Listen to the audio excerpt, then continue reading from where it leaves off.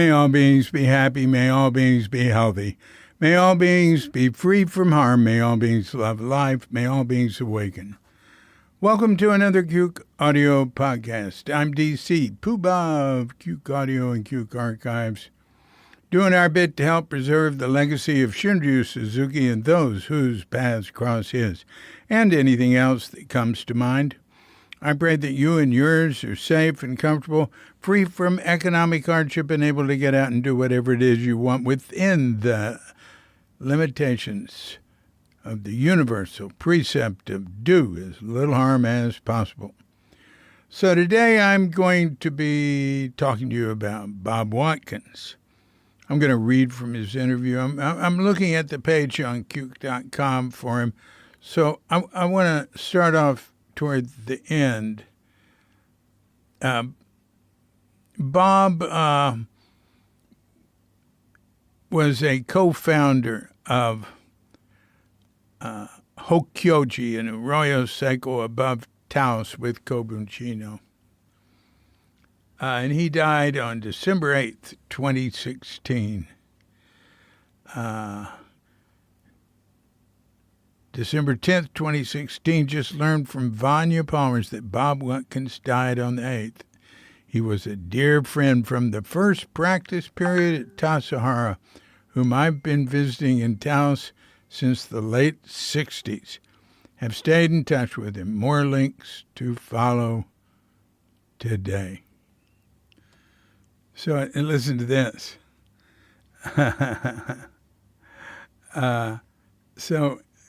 We're talking about when he was born.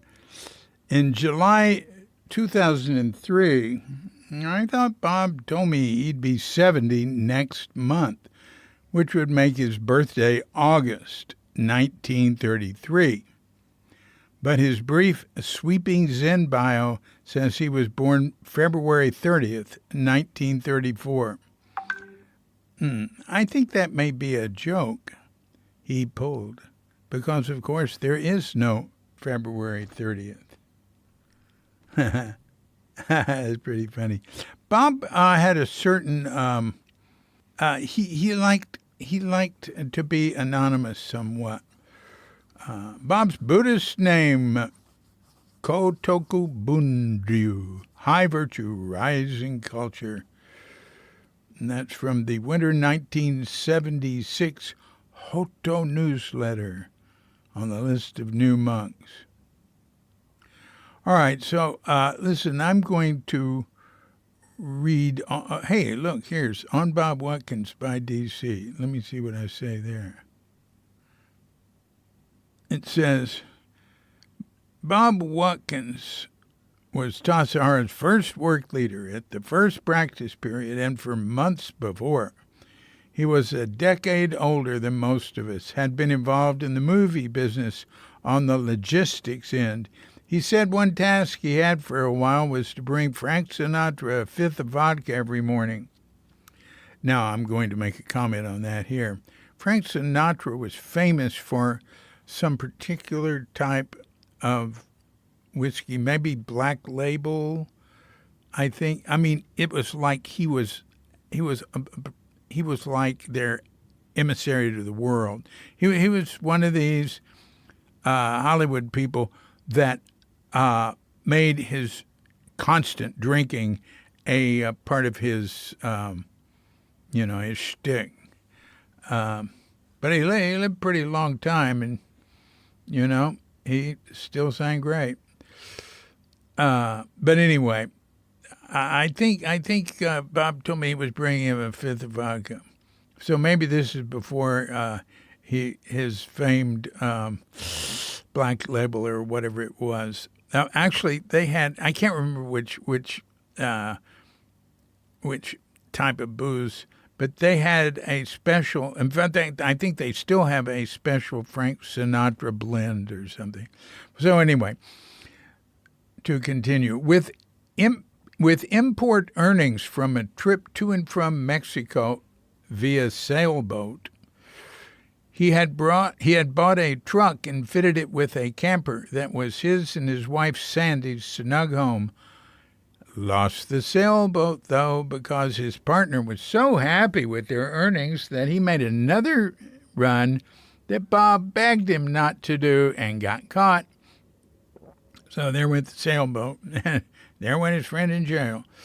There were lots of little drawers in the camper and boxes with essentials perfectly packed. They were strict vegans back in the time when that was more of a rarity and before the word vegan had any before it. No, but nobody used the word vegan then. Maybe it was a word, but we didn't use it. They had driven that 51 Chevy into Tassajara over the snow-covered road in the winter of '67, just a couple of months after the Zen Center bought it. No, but earlier than that. I'd say they came in maybe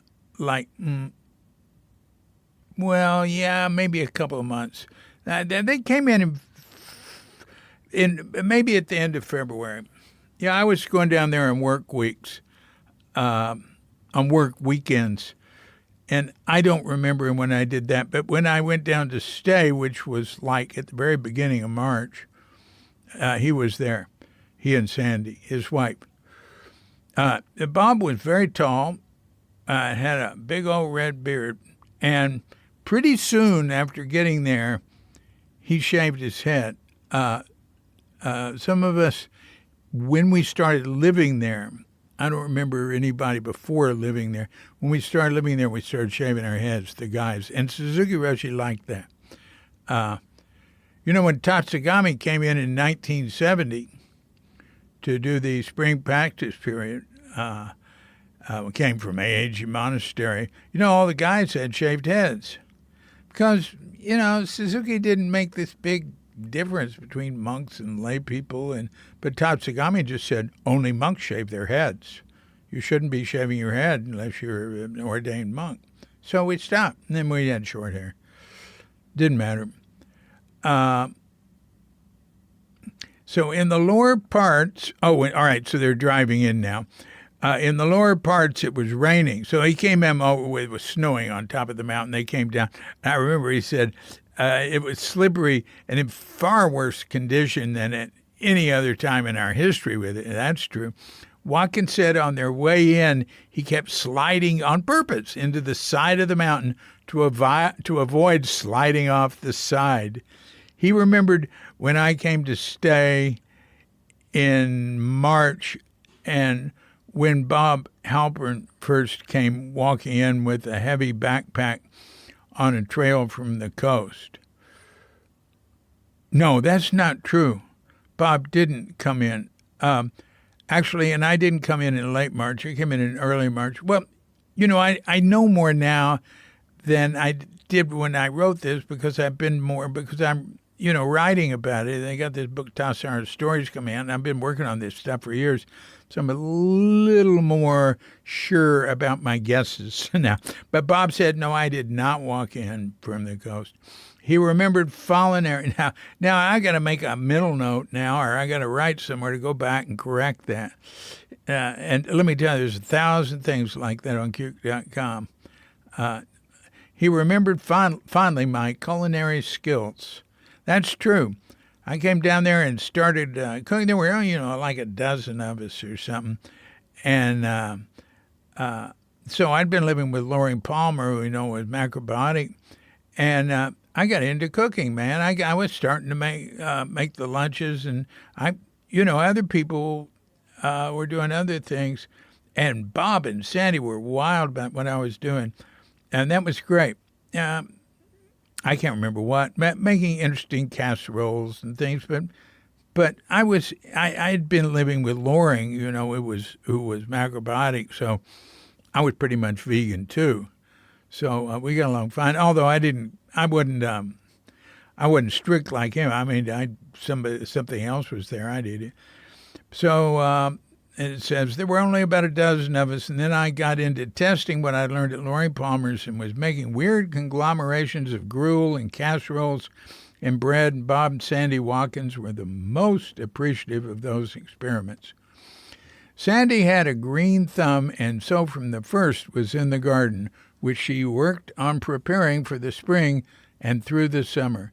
He worked on tearing down the dilapidated old wooden building that was where the kitchen would go up. There was still a... is that right? No, I think that it was already down.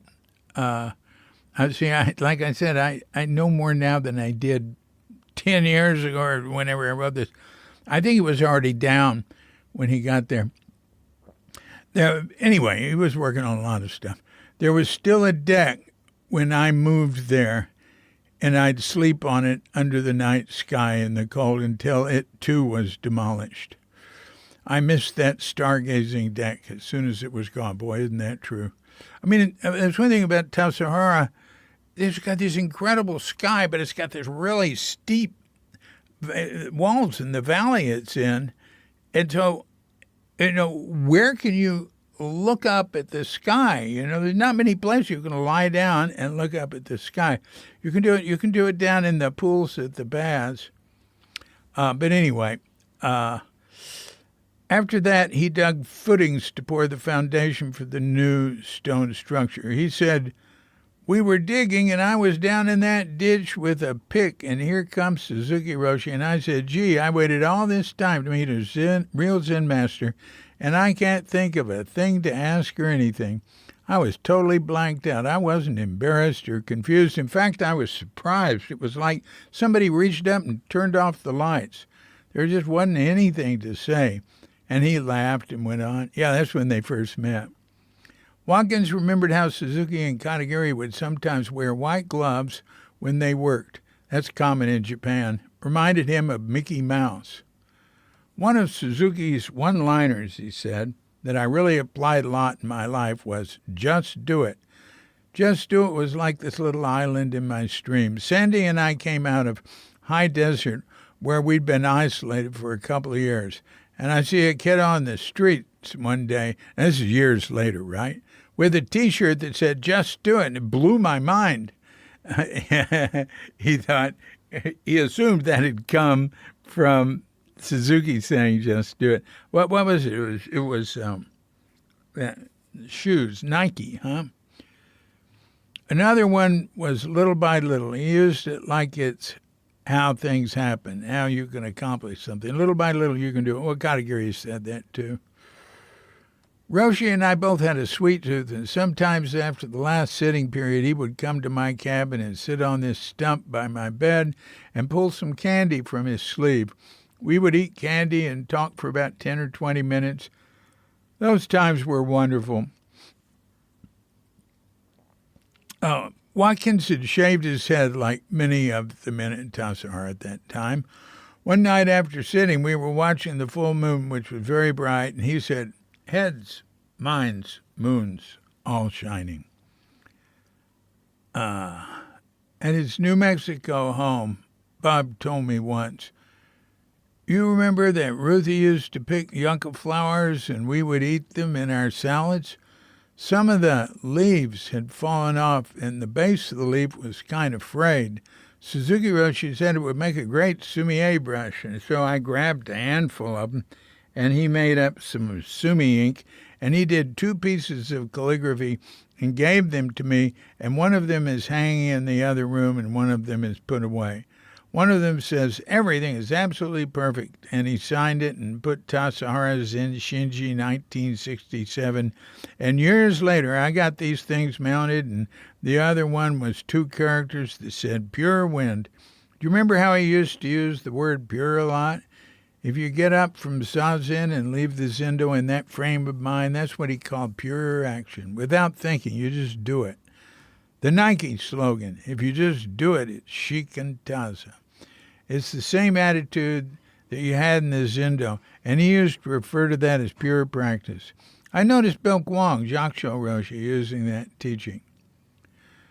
So he did a few things with this yucca leaf on the newspaper and started giggling and got real happy and got out some good white paper and did those 2 pieces of calligraphy. Incidentally, they are on Q.com in Bob's. You can link to them from Bob's Plays or from There's another place like in Suzuki's hand. I don't know. You can sort of find things on Quk.com by searching for keywords in the site search box.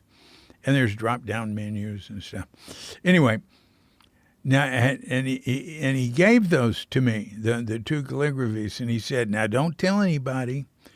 In other words, what I used for a brush. And then years later, I'm here in New Mexico, and I get his book, Zen Mind, Beginner's Mind, and there's this calligraphy on the book, and it had to be made with those yucca leaves. Yeah, Nyorai, thus come the Tassajara, was on the cover of Zen Mind, Beginner's Mind. The famous picture of Suzuki was on the back by Bob Watkins.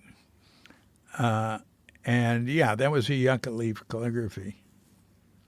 And then it says on this page, right, in Quk.com in the Bob section under the thing I write him, and it says, "See the two pieces of calligraphy that Suzuki gave to Bob."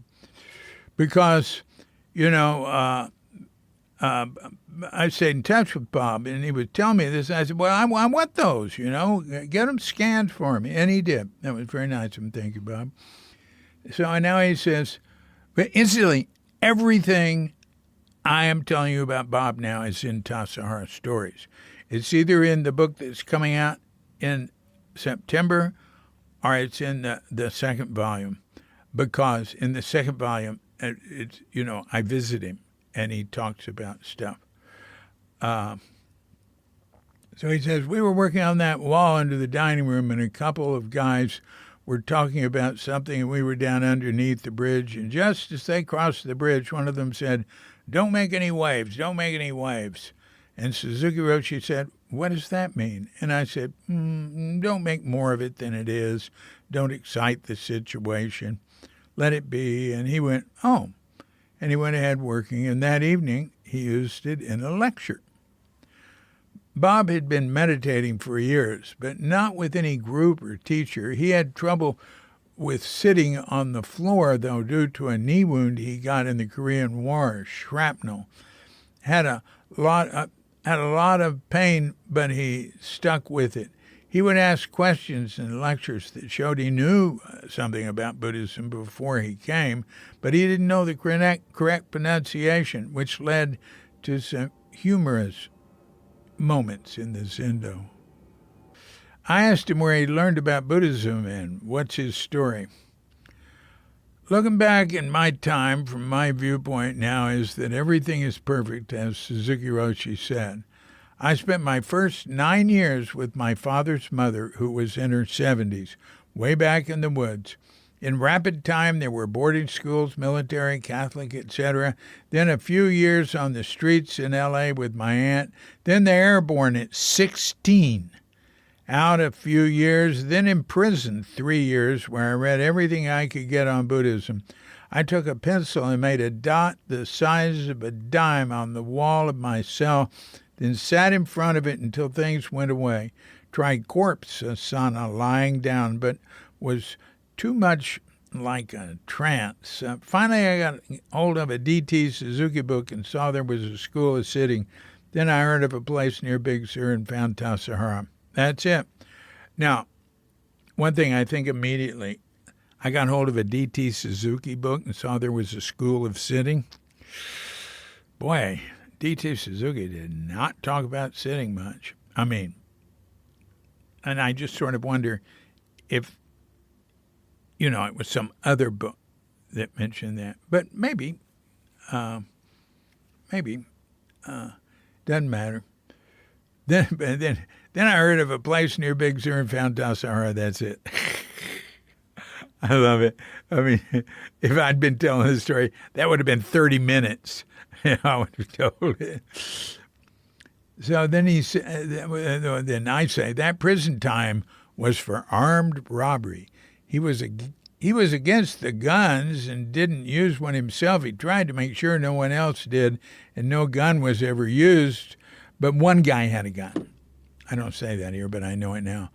And that counted against him in sentencing, which was less than he'd have gotten in subsequent years, yeah, he was really lucky. Because one guy has a gun, and then that goes against all of them, right? That's armed robbery. Bad. Don't want to. Armed robbery of a bank? Oh, my God. And, back then, it probably was in Southern California, right? Back then, in the early 60s, I think that's before they started shooting people. There was a time when Southern California was having far fewer bank robberies than Northern California, and somebody looked at it to figure out why, and found out that's because in Southern California they just started shooting them. I remember that from my habit of reading the newspapers, which you wouldn't know about. So I'll tell you about it later. So the Watkins contributed so much to Tassajara, we were sorry to see them go. I told Sandy at the time that one good result of them leaving would be she'd be able to get further away from Poison Oak, which it seemed would infect her from the wind and from dogs. But, man, she was really susceptible to it. I always called Poison Oak Tassajara public enemy number one, and her Poison Oak victim number one. Everyone wanted them to stay, but they moved on in the fall. Richard Becker tried hard to get them to stay and was mad at Bob for leaving. They were more savvy than most of us, and we appreciated their maturity and experience. Suzuki, of course, was sorry to see them go and told them they went and had tea with him before they left, and he said to them, "You may leave the monastery, but the monastery won't leave you." In 1969, on a trip with my sister and Bob Halpern, we looked up tall, red-bearded Bob in short, sweet Sandy in Studio City next to Hollywood. He was back there working. I think he was working on sets. He was real close with Dennis Hopper. He had a many years relationship with Dennis Hopper, and I got to know Hopper somewhat through him and through Maggie Kress. Well, I won't get into that. So it was at that roast beef dinner that Bob Watkins told the story of Suzuki devilishly switching his... Oh, that's not the way to tell it. I'm going to tell the story. I'm stepping on the punchline here. Now, if you've read Crooked Cucumber, you've read this story. In Crooked Cucumber, I just said it was Bob, which would make you think it was Bob Halpern, because Bob Halpern was a repeated character in Crooked Cucumber. Why didn't I not say it was Bob Watkins? Because when I interviewed Bob in 1993 in Taos, for some reason, he was a little paranoid and thought, well, maybe some of the things, and maybe they'll be mad at me, maybe Dick Benker will be mad at me. He said, don't use my name. Now, when I should have asked him then when I was putting Crooked Cucumber together, which was later in the 1990s, and he would have said, well, I don't know why I said that. He would have let me use his name, but I didn't. So it comes across as if it was Bob Halpern. And so actually in the second edition of Crooked Cucumber, I think it just says a student. But I think because there's another reason why I didn't use them. There were too many characters in Crooked Cucumber, and it got confusing. So rather than throw in a new name, I just said a student. Incidentally, in Tassajara stories, I don't worry about that. There's just tons and tons of names.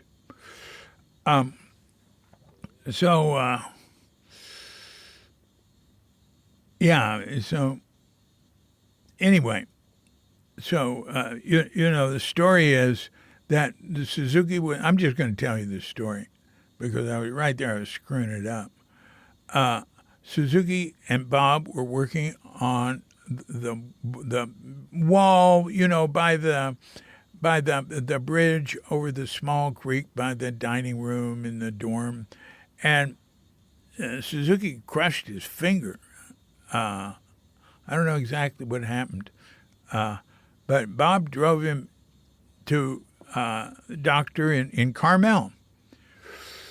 And maybe it was Dr. Winter, or maybe that was too early for Dr. Winter.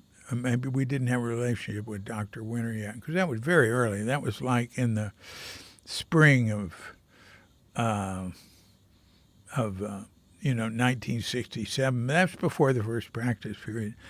And so the doctor put a splint on his finger or something like that. I think it was okay. But then afterwards, it was time to go home. Now, Bob has told this story in two different ways.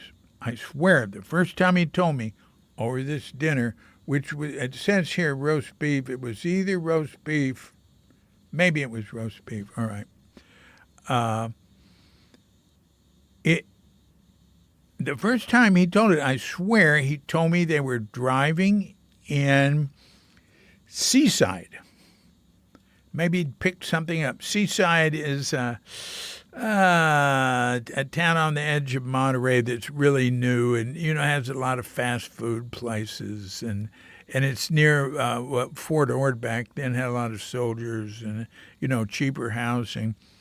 I think in Crooked Cucumber, he said they were walking down the street in Carmel because that's the way he told it the next time. But the first time is what makes sense because he said they're driving and Suzuki said, "I'm hungry, let's eat." And Bob said, "I looked and, I'm driving by these places and every one of them is just a fast food place." And Bob Sandy for a couple of years had been, like vegans and eating, like nuts and seeds and organic produce and anyway. And so Suzuki said, "Turn in here." And Bob turned into a place and they went in and they looked at the menu. Bob looked at the menu and he said there wasn't a single vegan thing on the menu. He said the best he could do was a grilled cheese sandwich. And Suzuki, so he ordered that, and Suzuki ordered a hamburger with double meat. So while they're waiting, Suzuki says, "Oh, you haven't eaten meat in a long time, have you?" Bob said, "No, not in 2 years. Not meat. I haven't had dairy. I haven't had cheese. I just ordered a grilled cheese because there wasn't anything without animal food in it. I haven't had any animal food." And Suzuki said, "Oh, that's very good practice." So when their food arrived, Bob had his grilled cheese and Suzuki his hamburger with double meat. And Bob said, Suzuki took like this tiny bite, went, "I don't like this. Let's switch." And he reached over and picked up Bob's grilled cheese and his hamburger with double meat and switched them. And so Bob told me that story over this roast beef, and he said it just sort of, wasn't that sort of devilish of Suzuki? Amazing, huh? So anyway, and it says, here's that story in Crooked Cucumber. There's a link. So before we left that night, Watkins told us to be sure to look up his old friend Robert Bossier in Santa Fe. We did, and spent the night with him and his wife on New Year's Eve. Bossier was a Frenchman who'd become a Hopi shaman. And he had his own clan, the Banana Clan. He got to be very well known around there, and I'd visit him when I went there, too. He was a Frenchman who'd become a Hopi shaman. Yeah, the Watkins knew that area well and moved there not long after our dinner. At some point, they broke up, but stayed friends. I would visit with Bob in Arroyo Seco above Taos when I was in that area, where I'd often stop on my way to or from my hometown in Fort Worth, Texas. I want to say something about staying with Robert Bossier. God, that was great times. You just go stay with people you never met. They say, did I even call her? Did I just drop by the house? I can't remember how we communicated back then. But he had, we stayed with him and his wife on New Year's Eve. You know what he did on New Year's Eve? And this is very New Mexico. He opened the front door at midnight and started shooting his rifle into the air. Bam, bam. Everybody else is doing it. And I just wonder, wow, where are those bullets coming down? Years later, all right, so that was like 1969, huh? All right, in 1992, Elin and I were married and we lived in Santa Fe here, and we spent a little time with Robert Bozier. By then, he had his own kiva, and he was halfway between Santa Fe and Taos. We were living in Santa Fe, and we went. I think we might have spent New Year's Eve with him there. Yeah, and there was such heavy snow. That was I read that was the second snowiest year of the century in Santa Fe. I loved it. It was so what a great year we had. And it was like, I had snow tires, but it was just like, man, barely able to get out of there way through. But we went and spent New Year's Eve, in the kiva, till late, till like 2 a.m. Somebody was taking care, probably Melissa White was taking care of little baby Clay.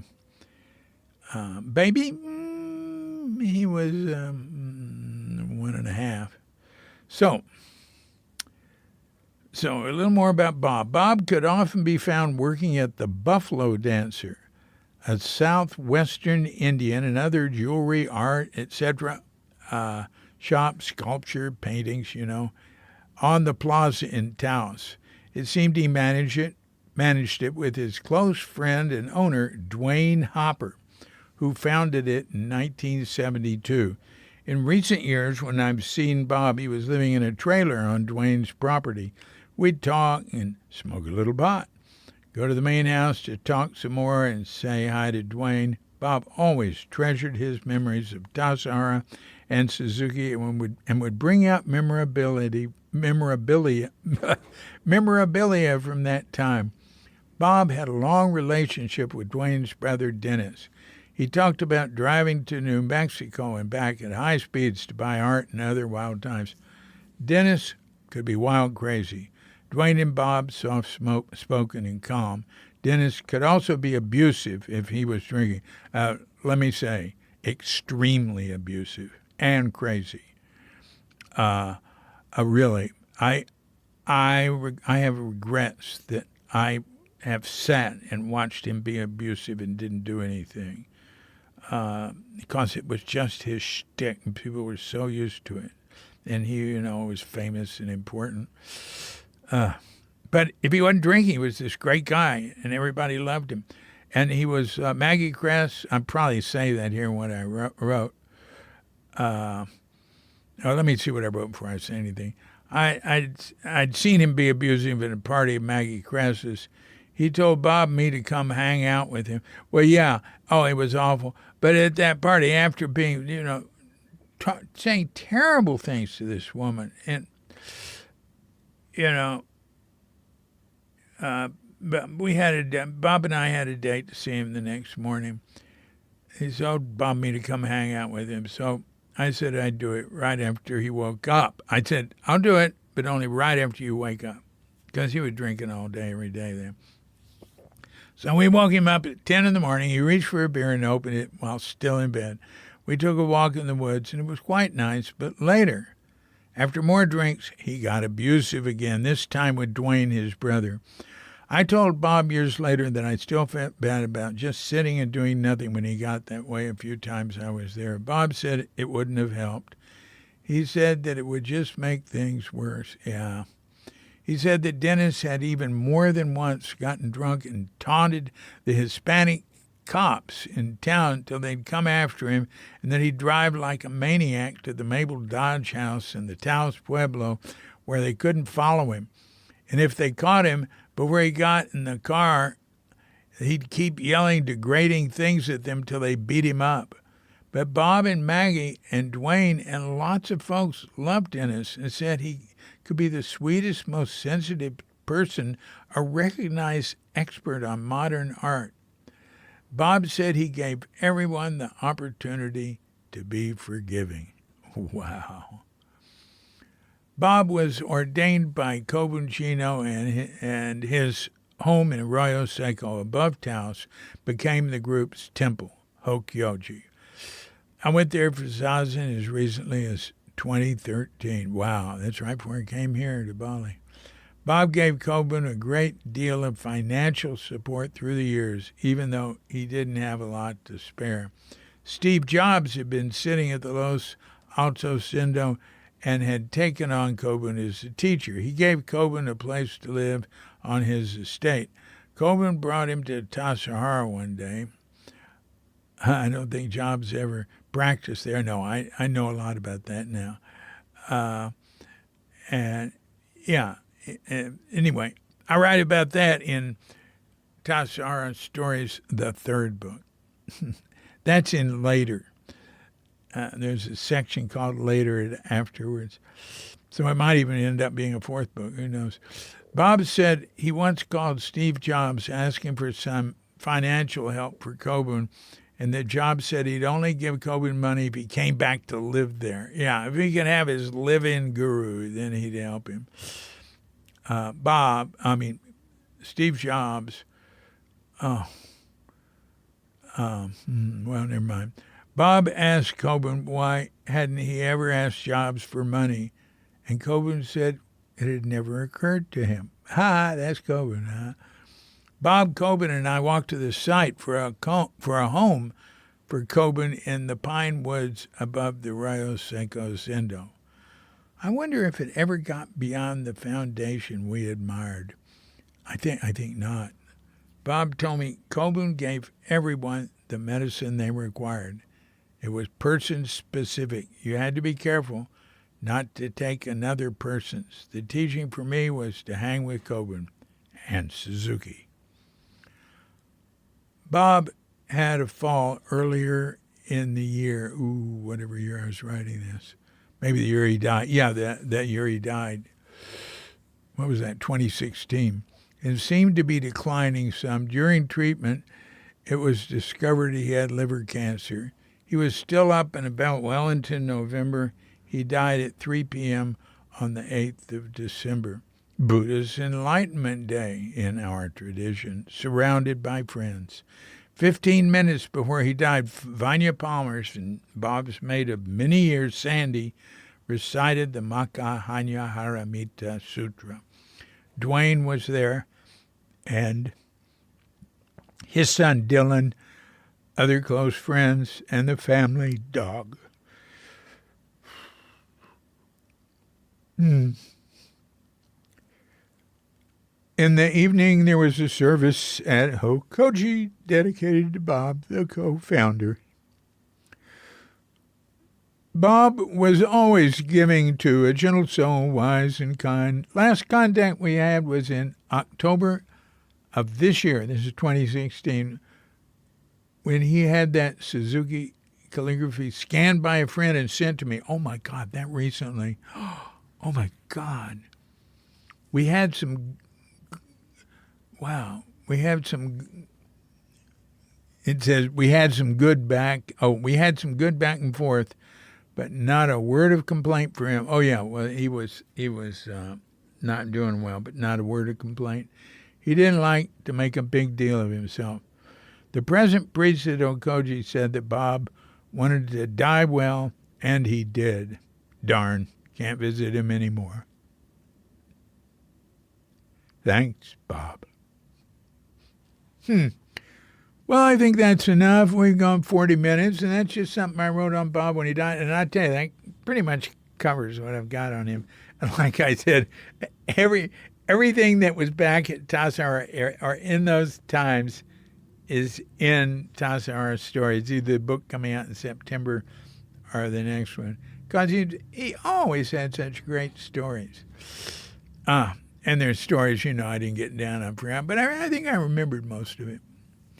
So, thank you, Bob Watkins. Great guy. This has been a Cuke Audio Podcast. I'm DC, Poobah of Cuke Audio and Cuke Archives,